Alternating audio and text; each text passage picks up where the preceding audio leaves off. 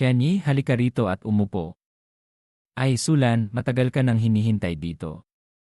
Sulan, kahit ilang beses kitang makita, napakaganda mo pa rin. Senior, talagang hindi ko mapigilan ang sarili ko kapag nakikita kita. Ngayong nandito ka na, tanggapin mo ang tadhana mo. Huwag mo nang isipin ang maliit na karakter na yon. Kailangan mong seryosohin ang pagpapasaya kay Zhao Tianyi, kung hindi, hindi mo makakayanan ang kahihinatnan.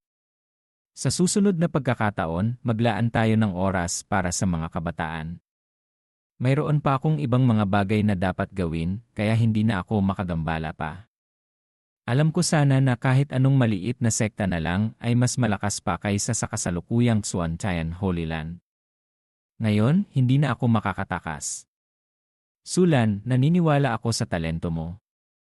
Sa pagkakataong ito, siguradong makakakuha ka ng pwesto sa Potential Dragon Board. Ganoon ba? Huwag kang mag-alala, Sulan. Nandito ako para tiyakin na makakapasok ka sa top 3 ng mga martial artist. Tutulungan kitang harapin ang sinumang lumalaban sa iyo. Babaeng kawayan. Hindi ka ba nagsasawa sa mga ginagawa mo? Nakakainis ka na. Bakit bigla kong narinig na may nagsasabi ng masama tungkol sa akin? Ay, ang araw ay malapit nang bumagsak na. Nakakagulat na makagawa ng galit sa buong mundo sa pamamagitan lang ng pagyayabang. Nakakamangha. Sino ang taong basura na yon? Gusto na bang mamatay? Sobrang ganda niya. Diyos ko, hindi ka naman masama sa akin. Binigyan mo na ako ng Sulan, tapos binigyan mo pa ako ng isa pang napakagandang babae. Minje, nahanap ka na niya. Sino kaya siya? Isa lang siyang taong basura na nakakainis. Huwag mo na siyang pansinin. Bakit hindi mo ipakilala sa amin ang pinsan mo? Ah, tama. Ito si Sulan, ang sweetheart ko. Sabay kaming nagsanay sa isang maliit na sekta. At ito ang pinsan ko. Sulan, ang ganda mo talaga. Napakaswerte ng pinsan ko na makasama ka. Nagbibiro ka ba? Hindi ako kasing ganda niya. Paano mo tinatawag na pinsan si Minje? Wala pa akong naririnig na may pinsan si Minje. Ah, yun ba? Gayunpaman, ang ganitong uri ng malapit na relasyon ay dapat itayo mula sa simula.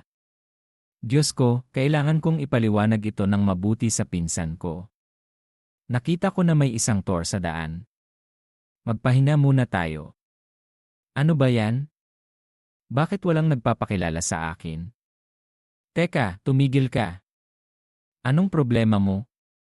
Hindi ko kailangan malaman kung sino ka at wala akong interes na makilala ka.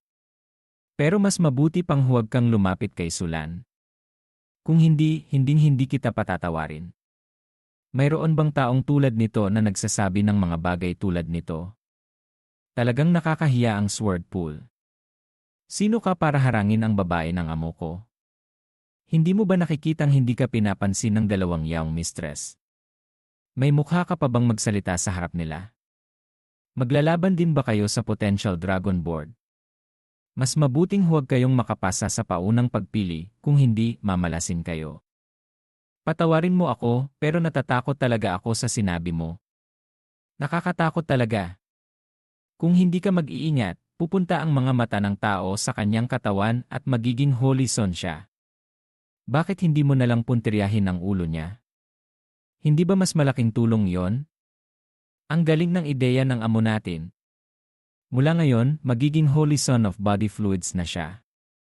Sige na, umalis na tayo. Huwag nating pansinin ang magiging holy son of body fluids na yon. Nakakadiri lang. Sulan, bumalik ka rito.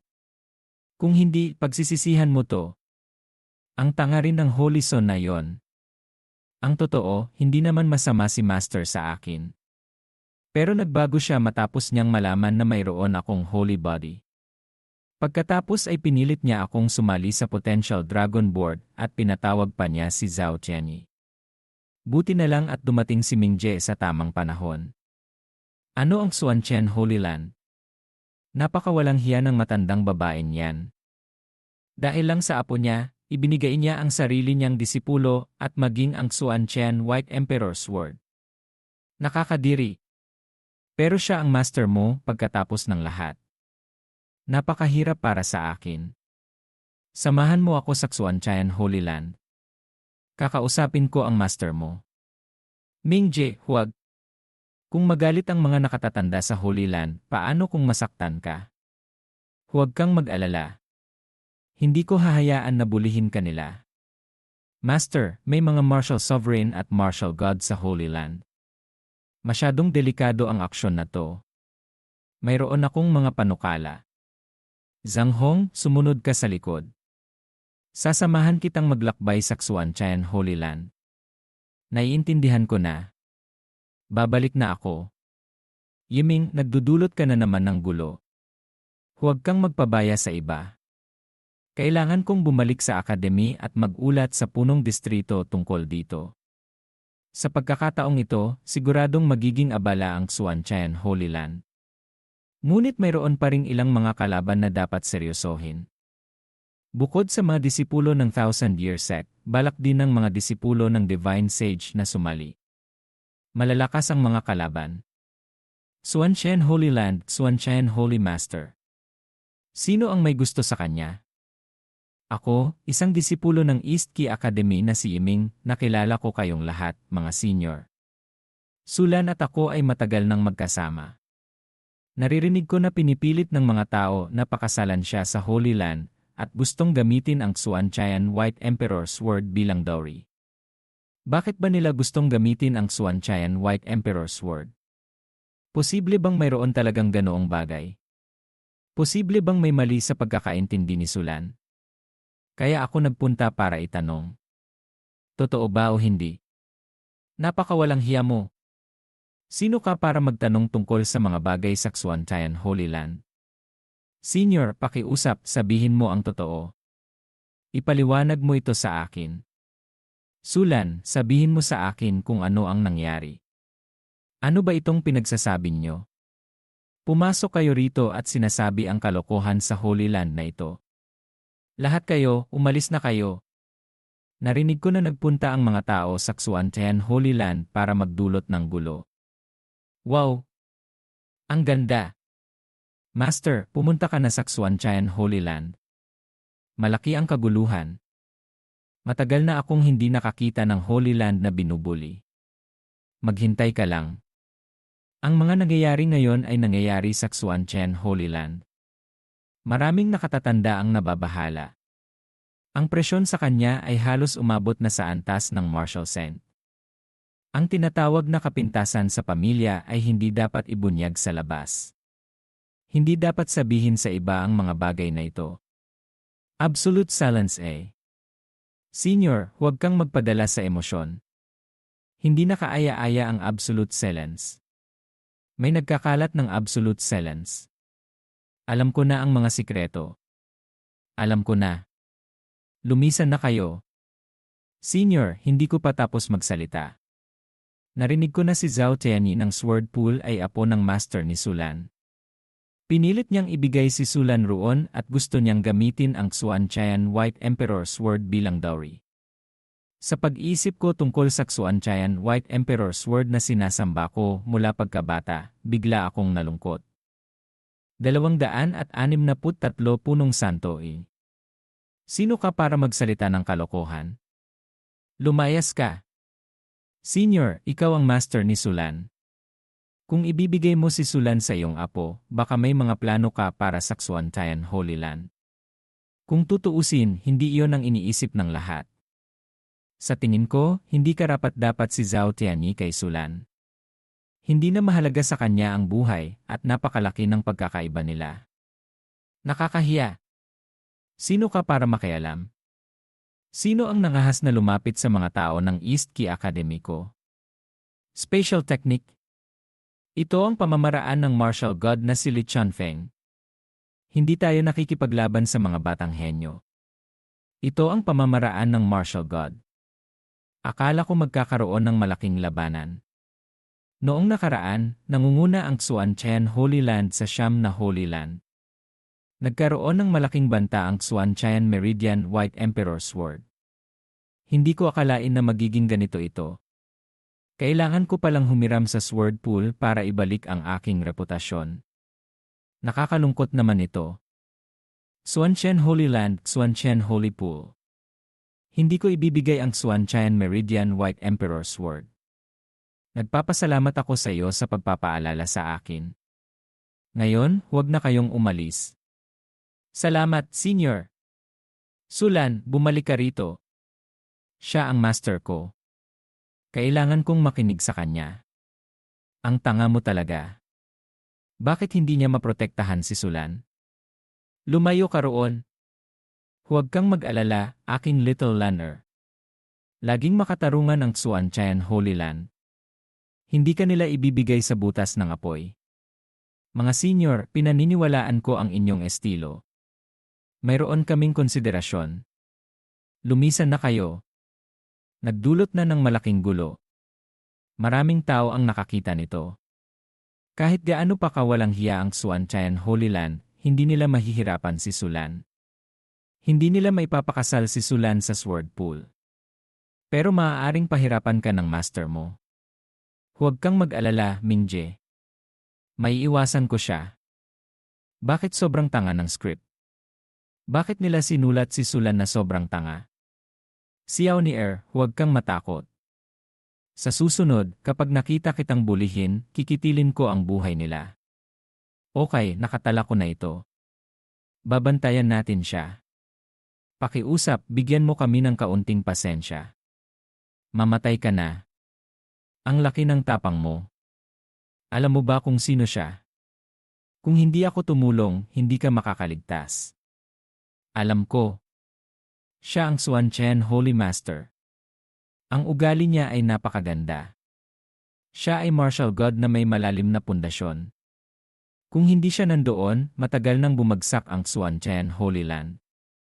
Ang Xuanchen Holy Land ay umaasa sa sword pool. Wala silang ibang pagpipilian. Sa normal na sitwasyon, maraming martial god sa Holy Land. Bakit isa lang ang natitira sa Xuanchen Holy Land? May mga dating martial god sa Xuanchen Holy Land. Isa sa kanila ang dating disipulo ng Academy. Pero umalis na siya sa Xuanchen Holy Land at bihira siyang manghimasok doon. Ang dalawa pang martial god ay namatay sa isang misyon. Mula noon, bumagsak ang lakas ng Xuanchen Holy Land. Sa ngayon, hindi na ito kasing ganda ng dati. Kung hindi lang sa kailaliman ng pundasyon nito, mahihirapan itong manatiling isang sekta. Napakagalit si Zhao Tianyi ng sword pool sa iyo. Mag-ingat ka. Ang potential dragon board ay bukas-bukas. Bakit hindi tayo maglalaro sa arena? Magtatayo tayo ng arena rito. May hamon dito. Ang bayad sa pagpasok ay 1,000,000 Supreme Coins. Ang mananalo ay makakakuha ng 100,000 Supreme Coins. Ang mananalo sa arena ay makakakuha ng 200,000 Supreme Coins. Kung ang partisipante ay nanalo na mas mataas ang isang maliit na antas, mas malaki ang gantimpala. Magtatayo tayo ng arena rito. Ang mananalo ay makakakuha ng 500,000 Supreme Coins. Maghintay kami sa lahat ng mga henyo. Gusto ng gintong pamilya na magtayo ng arena rito. Anong nangyayari? Mahilig sa martial arts ang mga martial artist. Kapag marami silang nagtitipon, likas na magkakaroon ng labanan para malaman kung sino ang mas malakas. Maaari rin itong pigilan ang presyon ng iba pang puwersa. Kapag may arena, lilitaw ang lahat ng uri ng pusta. Maaari ring kumita ng pera. Kaya lahat ay magtatayo ng arena. Magkakaroon ng maraming pera si Yiming. Gusto mo bang pumunta sa arena? Paano natin paghahasyan ng pera? Hindi natin kinikita ang pera mo. Makukuha mo ang 70%. Ang East Key Academy ay nagtatayo ng arena rito. Pwedeng maglaban ang mga martial artist. Ang mananalo ay makakakuha ng 300,000 Supreme Coins. Ang Martial Sovereign ay makakakuha rin ng 300,000 Supreme Coins. Ang taong nasa mas mataas na antas kaysa sa kalaban ay makakakuha ng 200,000 Supreme Coins. Tinapon lang nila ang pera. Magkakaroon ng maraming pera ang maliit na pamilyang ito. Sobrang kayabang ng East Key Academy. Hahayaan natin silang malaman ang kapangyarihan ng 100 Silver Sect. Magrerehistro na ako. Kayo, huwag kayong sasalita pa. Sino ang magiging mas malakas? Para matugunan ang pangangailangan ng lahat, nagtayo ang East Key Academy ng arena. Lahat ng mga henyo, pumarito kayo. Kahit sino ang nanalo, gagantimpalaan namin sila ng 300,000 Supreme Coins. Hindi lang iyon, pwedeng hulaan ng lahat kung sino ang mananalo. Hindi bale kung magkano ang taya. Babayaran ng East Key Academy ang kaukulang halaga. Kahit sino ang nanalo, huwag kang mag-alala. Mananalo ka rin. Nagbigay na sila ng pera sa akin. Napakaraming mga kalokohan. Papakita ko sa maliit na bata kung ano ang kalangitan. Maghintay ka. Hayaan mo muna akong pumunta. Kung talunin mo siya, paano na ang pera? Hindi kita hahayaang maglakas loob na gampanan ang role na yon. Para sa lasa ng senpai, hahayaan ko siyang magpakita sa'yo. Simulan na natin ang arena. Madaling nanalo si Yiming sa lahat. Sinira ang lahat. Hayaan mo akong manalo ulit. Hindi pa ako nakakakita ng mga martial artist na ganoon kahina. Kumita ng maraming pera si Zhong Hong. Matapos maramdaman ang totoong agwat sa lakas, walang nangahas na hamunin si Yiming. Maraming martial master ang nag-isip tungkol kay Min Yuqing. Tinawag siyang bulaklak. Gusto niyang makipagkaibigan sa kanya. Hindi kaya ako palamuti lang. Hindi ako maaaring hindi competent. Baka makilala ko siya. Nang manatili si Yiming sa distrito ng East Key Academy, nagpaiwan si Min Yuqing para ipagpatuloy ang arena ng pakikipaglaban. Siya mismo ang nagpunta sa arena. Hahayaan kong ipako ang aking sarili sa 3 lugar. Sa ganitong paraan, mas magiging masaya ako. Anong puwersa ang hahanapin ng amo ko sa susunod? Suriin ko muna ang isipan. Ang kalangitan ay napakawalang hiya. Hayaan nilang hamunin ang iba. Hindi pa ako nakakita ng ganoong bagay. Bakit hindi nila matalo ang mga kalaban nila? Nakakahiya. Bakit ka nagtatayo ng arena kung hindi mo kaya ang iba? Sa East Key Kingdom, nakakahiya ang ganoong sekta. Natatandaan ko na nakatira doon ang pamilya ni Di Zisheng.